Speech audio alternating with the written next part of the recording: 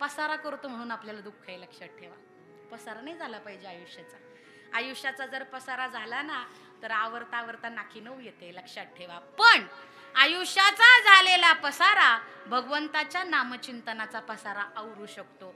त्यामुळे आयुष्याचा पसारा होऊन देऊ नका. इथं राहायला कोण नाही आलं, प्रत्येकाला एक ना एक दिवस ह्या जगाचा निरोप घेऊन जावं लागणार आहे. मला तर असं वाटतं, जीवन जगत असताना माणसाने जर भगवंताच्या कृपेमुळे तुमच्या दारामध्ये आभाळ कोसळत असेल, ऐका बरं का, भगवंताच्या कृपेने तुमच्या दारामध्ये आभाळ कोसळत असेल तर बादलीभर तरी पाणी तुम्हाला दुसऱ्याला देता आलं पाहिजे. भगवंताच्या कृपेने तुमच्या दारामध्ये धान्याच्या राशीच्या राशी लागल्या असतील तर पसाभर तरी धान्य तुम्हाला दुसऱ्याला देता आलं पाहिजे, लक्षात ठेवा.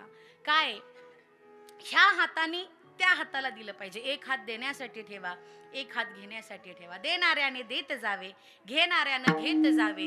देता घेता घेणाऱ्याचे एक दिवस हात घ्यावे. हात घ्यावेत म्हणजे काय कोपरापासून कापून घ्यायचेत का? अजिबात नाही. त्याच्या हातामध्ये जी देण्याची दानत आहे ना, ती दानत आपल्याला घेता आली पाहिजे, लक्षात ठेवा. जीवन जगत असताना ह्या गोष्टींचं पालन केलं पाहिजे.